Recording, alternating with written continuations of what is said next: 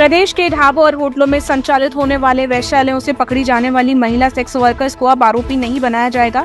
Police मुख्यालय ने इसको लेकर सभी जिलों के पुलिस अधीक्षकों और भोपाल व इंदौर पुलिस के आयुक्तों को पत्र लिखकर कहा है कि ऐसे मामलों में अनैतिक काम में लिप्त पाई जाने वाली महिला को न तो गिरफ्तार किया जाएगा और न ही परेशान किया जाएगा।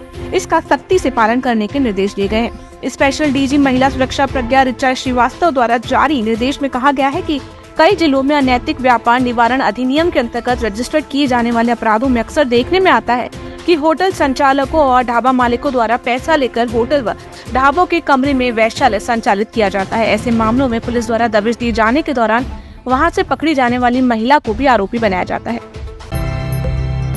गर्मी के सीजन में पहली बार मध्य प्रदेश में हीट वेव यानी लू का अलर्ट है। मौसम विभाग ने 7 और 8 अप्रैल को उज्जैन, ग्वालियर और चंबल संभाग के 10 जिलों में लू चलने की संभावना जताई है।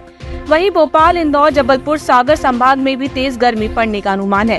IMD भोपाल की सीनियर वैज्ञानिक डॉक्टर दिव्या सुरेंद्रन ने बताया कि शुक्रवार को 2 साइक्लोनिक सर्कुलेशन सिस्टम और एक वेस्टर्न डिस्टर्बेंस साइक्लोनिक सर्कुलेशन के रूप में एक्टिव रहा। इस वजह से कहीं कहीं हल्की बारिश व बादल छाए रहे।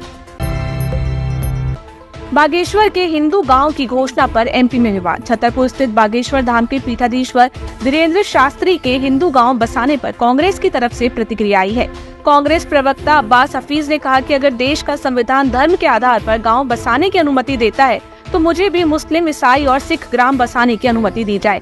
हफीज ने शास्त्री के ट्वीट को टैग करते हुए शुक्रवार को मुख्यमंत्री डॉक्टर मोहन यादव से ये मांग की है। शास्त्री ने इस ट्वीट में कहा था कि बागेश्वर धाम में देश का पहला हिंदू गांव बनेगा, जिसकी आधारशिला रखी जा चुकी है।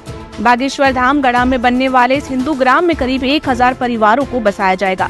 अब्बास की इस मांग पर बीजेपी विधायक रामेश्वर शर्मा ने कहा कि देश का विभाजन पहले भी स्वीकार नहीं था, न अब है। अब पाकिस्तान की बात करने वालों को कुचल दिया जाएगा, जमीन के 10 फीट नीचे दफना दिया जाएगा।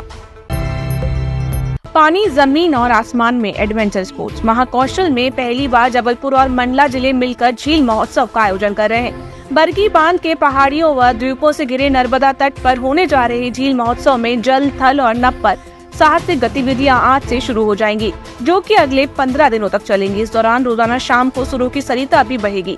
मध्य प्रदेश टूरिज्म बोर्ड और जबलपुर पुरातत्व पर्यटन एवं संस्कृति परिषद इस कार्यक्रम का आयोजन कर रही है।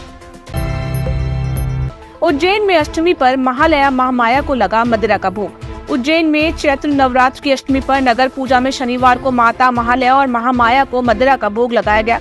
नगर वासियों की सुख समृद्धि की कामना को लेकर नवरात्रि के अंतिम दिन महाअष्टमी पर श्री पंचायती अखाड़ा निरंजनी द्वारा प्रतिवर्ष अनुसार आयोजित होने वाली नगर पूजा में अखिल भारतीय अखाड़ा परिषद के अध्यक्ष रविंद्रपुरी महाराज और उज्जैन SP प्रदीप शर्मा ने माता को भोग लगाकर अष्टमी पर्व की शुरुआत की।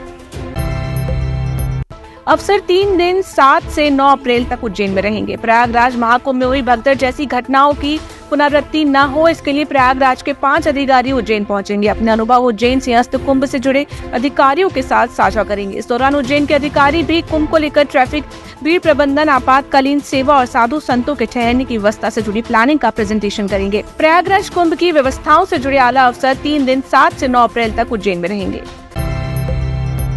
उप मुख्यमंत्री और लोक स्वास्थ्य एवं चिकित्सा शिक्षा मंत्री राजेंद्र शुक्ल ने शुक्रवार को उज्जैन के घटिया के जनपद पंचायत प्रांगण में 9 करोड़ 95 लाख रुपए की लागत से बनने वाले अत्याधुनिक 50 बेड के अस्पताल का भूमि पूजन किया। डिप्टी CM ने कहा कि पूरे प्रदेश में चिकित्सा स्टाफ की 30,000 भर्तियां की जाएंगी। घटिया में बनने वाले आधुनिक अस्पताल को 15 महीनों में पूरा करने का लक्ष्य रखा गया है।